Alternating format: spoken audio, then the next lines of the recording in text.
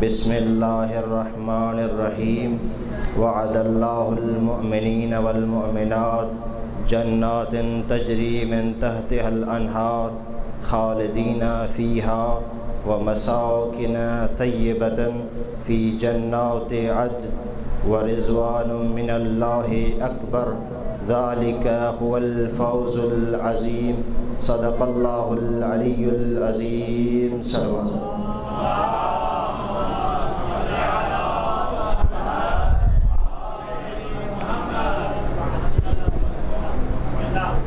بغیر کسی تمہید کے وقت مختصر ہے۔ سورہ توبہ آیت نمبر 72 پڑھنے کا شرف حاصل کیا اور اسی پر ہی گفتگو جاری رہے گی انشاءاللہ، کیونکہ وقت مختصر ہے اور وقت کی نزاکت کو مد نظر رکھتے ہوئے جلدی سے اس آیت کا ترجمہ پیش کر کے میں اپنے موضوع پر آ جاتا ہوں۔ ایک مرتبہ صلوات کا سہارا دیجیے۔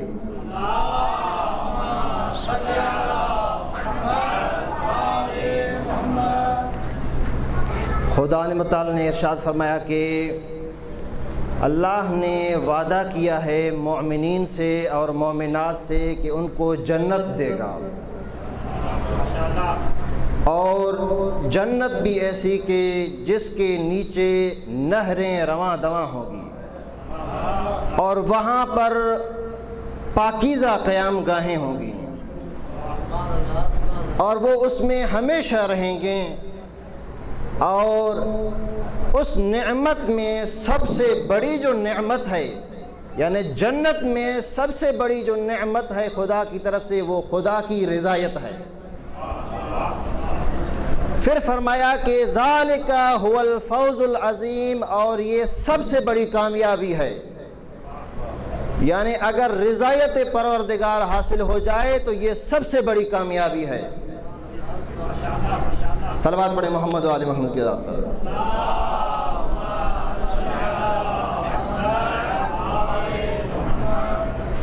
تو ہماری تقریر کا عنوان رضا الہی ہے۔ رضا لغت کے اعتبار سے رضیا یرضا رضن رضوانن و رضوانن کما قال سیبوئے، الرضا رضی الشیء اے اختار الشیء، کسی چیز کو پسند کرنا، منتخب کرنا، راضی ہونا، خوش ہونا، یہ تو ہے لغت کے اعتبار سے۔ لیکن چونکہ ہمارا موضوع رضا الہی ہے، لہذا لغت سے ہٹ کر ہم دیکھیں کہ رضا الہی کیا ہے۔ رضا الہی پر یہاں پر ہم جب تعریف کریں گے تو دو حصوں میں کریں گے، ایک رضا اللہ عن العبد، دوسری رضا العبد عن اللہ۔ ایک خدا کی رضا عبد سے، دوسری عبد کی رضا خدا سے۔ توجہ میری طرف۔ رضا اللہ عن العبد کیا ہے؟ کہا کہ ان یراہ معتمرا فی امرہ ومنتہیا فی نہیہ۔ اللہ کی بندے سے رضا یہ ہے کہ اللہ چاہتا ہے کہ میرا بندہ ہر وہ کام کرے جس کا میں نے اسے حکم دیا ہے، اور ہر وہ کام نہ کرے جس سے میں نے اس کو روکا ہے۔ یہ تو ہے رضا اللہ عن العبد۔ اب آتے ہیں رضا العبد عن اللہ کیا چیز ہے۔ ویسے کچھ لوگوں کی یہ ہوتی ہے کہ وہ گھر سے قسم اٹھا کے آتے ہیں کہ بولنا نہیں ہے، اور میرے سامنے میں سمجھتا ہوں ایسی مخلوق بیٹھی ہے کہ جو داد لینا جانتی ہے، دینا کم جانتی ہے۔ اللہم صلی علی محمد آل محمد۔ اب رضا العبد عن اللہ کیا ہے؟ کہا کہ اللہ یکرہ علی ما یجری علیہ القضاء، کہ بندے کی اللہ کی نسبت رضا یہ ہے کہ اللہ کی طرف سے جو بھی قضا اس بندے پر آئے، اس بندے کی پیشانی پہ شکن نہ آئے۔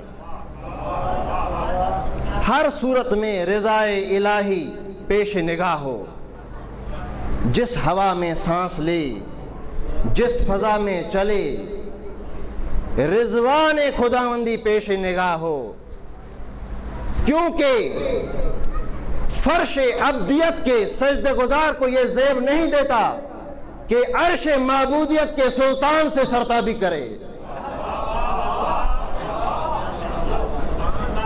اس لیے میں تو یہ کہتا ہوں، ذرے کو صحرا سے، توجہ میری طرف رکھیے گا، ذرے کو صحرا سے، قطرے کو دریا سے، خس کو بجلی سے تصادم کی اجازت ہے، لیکن انسان ضعیف البنیان کو خدائے لا مکان و لا زمان سے تصادم کی اجازت نہیں ہے، اس لیے کہ یہ حق اس کا اس وقت چھن گیا جب اس نے صحیفہ تخلیق پر بحیثیت مخلوق دستخط کیے اور خدا ہونے سے انکار کر دیا۔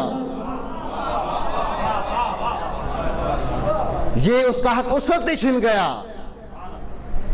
تو پھر جب اس نے کرمنا بنی آدم کا تاج پہنا ہے تو اس تاج کی لاج بھی رکھے۔ صلوات پڑھیں محمد و آل محمد کی ذات پر۔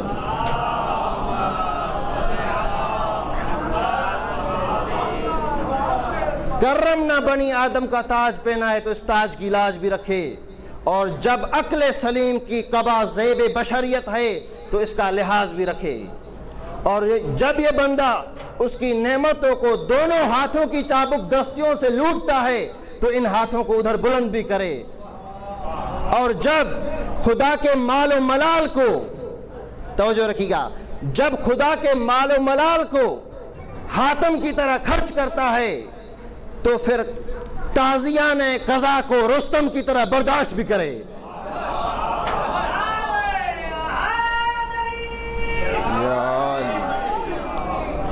کیونکہ ہماری یہ گفتگو شرافت ظرف انسانی کے حوالے سے ہے، لہذا ہم جانتے ہیں انسان کی عصمت اور فرعونیت کو۔ یہ انسان جب خشکی پر ہوتا ہے تو پھر بپھرے ہوئے شیر کی طرح انا ربکم الاعلی کہتا ہے، اور ایک روز نیل کی موجوں میں حواب کے خیمے میں چھپ کر اپنی خدائی کا تماشا اڑاتا ہے۔ لہذا اس کو چاہیے کہ خدا کی رضا پہ راضی رہے، کیونکہ قضا خدا کی ہے۔ حدیث قدسی ہے، دبرت التدبیر قدرت المقادیر واحکمت الصنع فمن رضی لی فلہ الرضا منی ومن سخط عنی فلہ السخط عنی۔ خدا نے فرمایا کہ میں نے تقدیر بنائی ہے، میں نے تدبیر کی راہیں ہموار کی ہے، اور میں نے اس کائنات میں سلسلہ علت و معلول سے اس کائنات کو منظم کیا ہے، لہٰذا میری حکومت ہے، بس جو مجھ سے راضی ہے تو میں بھی اس سے راضی ہوں، اور جو مجھ سے ناراض ہے تو میں کب اس سے راضی ہوں۔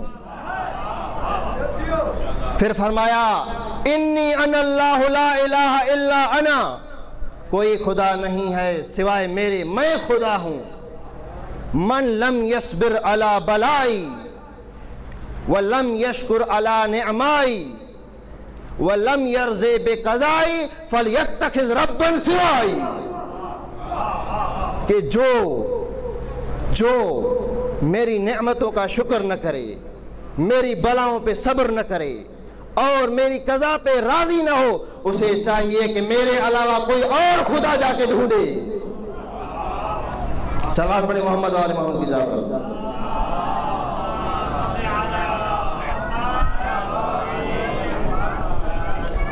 رسول خدا نے اپنے صحابہ کے مجمع سے سأل النبی طائفۃ من اصحابہ، کچھ اصحاب سے یہ سوال کیا، توجہ میری طرف ہونی چاہیے، یہ آنا جانا لگا رہے گا۔ فرمایا کہ ما انتم، آپ کون ہو؟ کہا مؤمنون، ہم مومن ہیں۔ فرمایا وما علامت ایمانکم، اب یہ تو بتاؤ کہ آپ کے ایمان کی علامت کیا ہے؟ تو کہنے لگے قالو نصبر علی البلاء ونشکر علی الرخاء ونرضى بمواقع القضاء، کہ ہم نعمت پہ شکر کرتے ہیں، ہم قضا پہ راضی رہتے ہیں اور مصیبت پہ صبر کرتے ہیں۔ تو رسول خدا نے فرمایا وَمُؤْمِنُونَ وَرَبِّ الْكَعْبَةِ، رب کعبہ کی قسم تم مومن ہو۔ معلوم ہوا کہ مومن کی نشانیوں میں سے ایک یہ ہے کہ خدا کی قضا پہ راضی رہے۔ صلوات پڑھیں محمد وآل محمد کی ذات پہ۔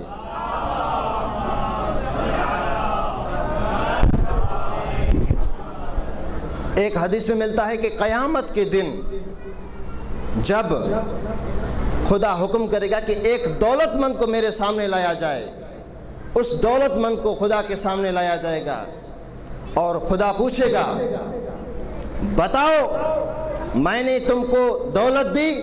کہا ہاں۔ کہے گا ہاں۔ خرچ کی؟ کہے گا ہاں۔ کہاں خرچ کی؟ کہے گا قرابت داروں میں، رشتہ داروں میں، صلہ رحمی کی۔ جب یہ کہے گا تو خدا کی آواز آئے گی کہ تو جھوٹ بولتا ہے، تو نے دولت کو اس لیے خرچ کیا تاکہ دنیا تجھے سخی سمجھے، لہٰذا اس کو جہنم بھیج دو، اس لیے کہ اس نے جو دولت خرچ کی ہے وہ دولت میری رضا کی خاطر خرچ نہیں کی ہے۔ صلوات پڑھیں محمد وآل محمد کی ذات پر۔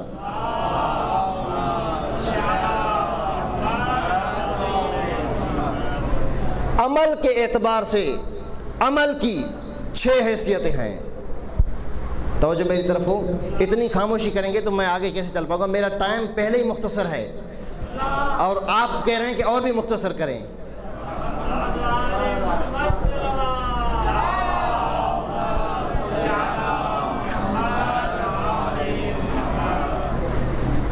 عمل کی حیثیت 6 ہیں: نفس عمل، زمان عمل، مکان عمل، ماحول عمل، کمیت عمل، کیفیت عمل۔ اور ان سب میں جو جان عمل ہے وہ کیفیت عمل ہے، یعنی اخلاص۔ ہر عمل میں اخلاص کو دیکھا جاتا ہے۔ اگر اخلاص نہ ہو چاہے ہزاروں سجدے کرے پھر بھی کسی کام کے نہیں، ایک دن دربار سے اس کو نکالا جائے گا۔ چاہے کتنے بھی سجدے کرے لیکن خدا کی رضا حاصل نہیں ہے تو کچھ بھی حاصل نہیں ہے۔ اب اخلاص کو کیسے دیکھیں؟ از علی آموز اخلاص عمل۔ ابھی ایک میں چھوٹا سا فارسی شعر پڑھوں گا اگر آپ کی توجہ ہوگی تو۔ جب حضرت علی عمرو بن عبدود کے سینے پہ سوار تھے اور اس نے گستاخی کی تو مولا اس کے سینے سے اتر آئے اور ٹہلنے لگے۔ جیسے ہی مولا ٹہلنے لگے تو اس نے بے ساختہ کہا کہ یا علی آپ میری گردن کیوں نہیں کاٹتے، آپ میرا سر کیوں نہیں کاٹتے؟ علی نے کہا کہ علی جب بھی تلوار چلاتا ہے حق کے لیے چلاتا ہے۔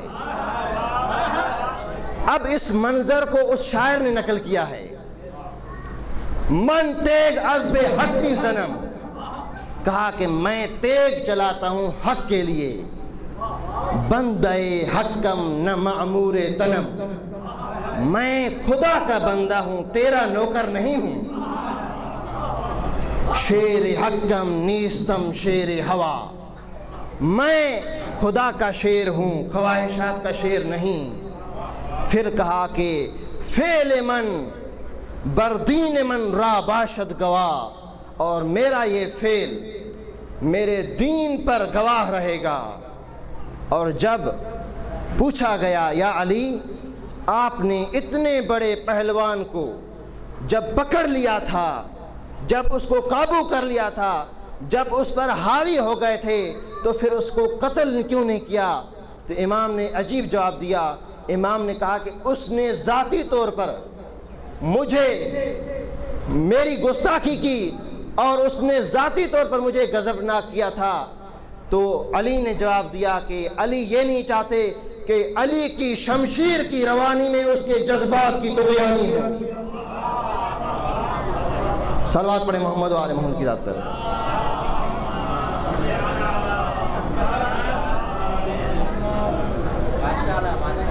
اور ٹائم گزرتا جا رہا ہے، بس آپ کی زحمتوں کو تمام کرنے لگا ہوں میں کہ اخلاص عمل ہونا چاہیے۔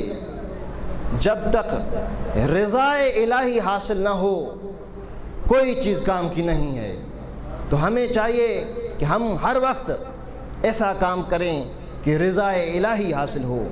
یہ ساری چیزیں جو میں پڑھ رہا ہوں سب آپ کی سنی ہوئی ہے، پڑھی ہوئی ہیں، مجموعوں میں سنائی ہوئی ہیں، لیکن اپنی تقریر کا اختتام کرنے کے لیے تھوڑا بس سہارا دینا ہوگا کہ جبریل نے آ کر، شب ہجرت کا واقعہ ہے، سب کا سنا ہوا ہے، جبریل نے آ کر عرض کی یا رسول اللہ لا تبت هذه اللیل علی فراشک، یا رسول اللہ آج کی رات اپنے بستر پہ نہ سوئیں۔ جب یہ جبریل نے پیغام پہنچایا فدعا علی، رسول نے علی کو بلایا، فدعا علی، رسول نے علی کو بلایا، اور جیسے بلایا کہا انی آمرک ان تضجع علی مضجعی، میں تجھے حکم دیتا ہوں کہ آج کی رات تم میرے بستر پہ سو۔ مولا نے یہ کہا قال اتسلم من مبیتی ہناک، کیا اگر میں آج یہاں سو جاؤں تو تیری جان بچ جائے گی؟ قال نعم، کہا ہاں بالکل۔ پھر کیا ہوا؟ فتبسم علی زاہدا، علی مسکرائے، وَأَهْوَى إِلَى الْأَرْضِ سَاجِدًا، اور زمین پر سجدہ خالق ادا کیا، اور یہی کہا خدایا تیرا شکر ہے کہ تو نے مرتضیٰ کو مصطفیٰ کا فدیہ کر دیا۔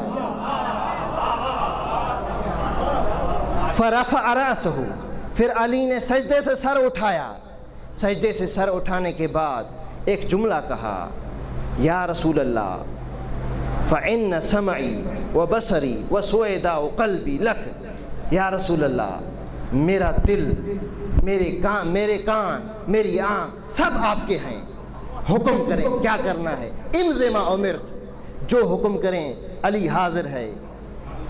توجہ میری طرف ہے۔ اب جب علی برد خضرمی اوڑھ کر سو گئے تو پھر اس واقعے کو کہتے ہیں کہ تعریف وہ ہے کہ جو دشمن کرے۔ یہ جتنی بھی ہم باتیں کرتے ہیں قرآن کی روشنی میں کرتے ہیں، لیکن زمانہ قرآن کو کیا سمجھے گا کہ جب نہج البلاغہ کو نہ سمجھ سکا۔ اور ایک عربی کا شعر مجھے تھوڑا یاد آ گئے 2 لائنوں کا، کہ جب اس کی نہج البلاغہ پہ نظر پڑی تو ایک شعر کہا، اور شعر بھی عجیب کہا کہ کلام علی کلام علی، کلام علی کلام علی، علی کا کلام بلند ہے۔ ما قالہ المرتضی مرتضی، جو مرتضی نے کہا وہ مرتضی ہو گیا۔ تو یہ دنیا نہج البلاغہ کو نہ سمجھ سکی تو قرآن کیا سمجھے گی؟ تو عرض کیا کہ جب علی سو گئے تو علامہ غزالی نقل کرتے ہیں کہ وَبَاتَ عَلِيٌّ عَلَى فِرَاشِ رسول اللہ صلی اللہ علیہ وآلہ وسلم، کہ علی رسول خدا کے بستر پہ سو گئے۔ جب علی سو گئے پھر کیا ہوا؟ فَأَوْحَى إِلَى جِبْرَائِیل وَمِیکائیل، اللہ نے پھر وحی کی جبرائیل کی طرف، میکائیل کی طرف، اور کہا انی آخیت بینکما، توجہ میری طرف ہونی چاہیے، انی آخیت بینکما، میں نے تم دونوں کو بھائی بنایا، وجعلت عمرکم اطول من عمر الاخر، اور ایک کی عمر میں نے زیادہ بنائی اور ایک کی کم بنائی۔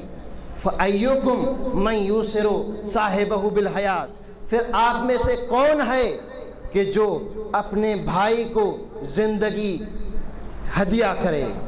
جب یہ سنا، تاریخ کے جملے ہیں، روایات کے جملے ہیں، وَكِلَاهُمَا اختار الحیات، دونوں نے کہا خدایا ہمیں تو زندگی پسند ہے، خدایا ہمیں تو زندگی پسند ہے۔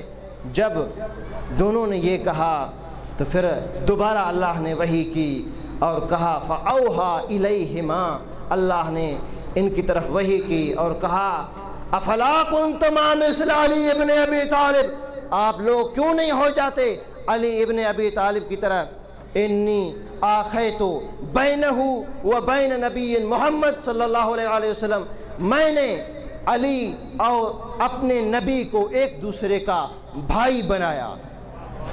توجہ میری طرف ہونی چاہیے، میں نے علی کو اور اپنے نبی کو ایک دوسرے کا بھائی بنایا۔ وَهُوَ بَاتَ عَلَى فِرَاشِهِ وَيَفْدِي بِنَفْسِهِ، آج دیکھو علی اپنے بھائی کے بستر پہ سو رہا ہے اور اپنی جان کا نذرانہ پیش کر رہا ہے۔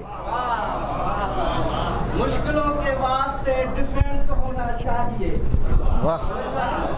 مشکلوں کے واسطے ڈیفنس ہونا چاہیے۔ ارے کون ہے مشکل کشا، یہ سینس ہونا چاہیے۔ مشکلوں کے واسطے ڈیفنس ہونا چاہیے، کون ہے مشکل کشا، یہ سینس ہونا چاہیے۔ مصطفیٰ نے مرتضیٰ کو دے کے بستر کہہ دیا یار میں اور بھائی میں ڈیفرنس ہونا چاہیے۔ سلامت رہیں۔ پھر جب جبریل نازل ہوئے، فنزل جبرائیل نازل ہوئے اور ایک جملہ کہا بخن بخن لک یا علی من مثلک یباہی بک الملائکہ، یا علی تجھے مبارک ہو، تیرے جیسا بھلا کون ہو سکتا ہے، اللہ تیری تعریف آسمان پر ملائکہ کے درمیان کر رہا ہے۔ یا علی۔ پھر وہ مشہور آیت نازل ہوئی جو آپ سب کے ذہنوں میں ہے، وَمِنَ النَّاسِ مَن يَشْرِي نَفْسَهُ ابْتِغَاءَ مَرْضَاتِ اللَّهِ۔ تو میں یہ کہوں گا عجیب بات ہے، تعمیل حکم رسول کی ہو رہی ہے اور رضا خدا کی مل رہی ہے۔ میرا ٹائم ختم ہونے والا ہے، بس دو جملے سن لیجئے، مصائب کے دو جملے پڑھوں گا، زیادہ نہیں پڑھوں گا۔ یہ جو سودا ہوا ہے آج، یہ جو نفس بیچا گیا ہے، ایسا سودا چشم فلک نے کم دیکھا، بلکہ یہ کہوں کہ نہیں دیکھا، اور ایسی قیمت بھی نہیں دیکھی، کیونکہ یہ جو چیز بک رہی ہے نہ کبھی بکی، نہ کبھی تلی، نہ کبھی کسی نے اس کو جانچا، نہ کبھی کسی نے اس کو پرکھا۔ وہ علی کیسے، علی نہ کبھی بکے، علی نہ کبھی تلے۔ توجہ میری طرف ہونا چاہیے۔ وہ فضا، جو فضا کا مالک ہو وہ چاندی میں کیسے تلے، جو ابو ذر کا مالک ہو، جو ابو ذر کا صاحب ہو وہ زر میں کیسے تلے، جو گوہر درج امامت ہو وہ موتیوں میں کیسے تلے۔ ہو سکتا ہے اعلیٰ ادنا میں تلے، ابراہیم آگ میں تلے، سلیمان ہوا میں تلے۔ توجہ میری طرف ہونا چاہیے۔ سلیمان ہوا میں تلے، یونس پانی میں تلے، ذرے میں آفتاب تلے، نقطے میں کتاب تلے، اور تراب میں ابو تراب تلے۔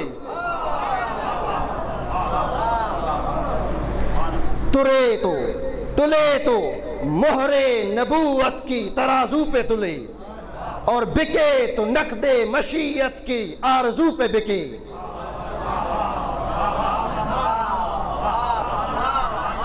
تلے تو، دوبارہ میں جملہ یہ کہنا چاہوں گا جس کو سمجھ نہیں آیا، تلے تو، توجہ میری طرف ہونی چاہیے، تلے تو، توجہ میری طرف ہونی چاہیے، تلے تو، بکے تو نقد مشیت کی آرزو پہ بکے، اور تلے تو مہر نبوت کی ترازو پہ تلے۔ یہ علی ہے، علی کی قیمت کوئی نہیں لگا سکتا۔ تو ہمارا یہ عنوان رضا الہی ہے، اور علی سے زیادہ رضایت الہی کو کون جانتا ہے۔ علی کبھی بھی ایسا کوئی کام نہیں کرے گا کہ جو رضایت پروردگار کے خلاف ہو.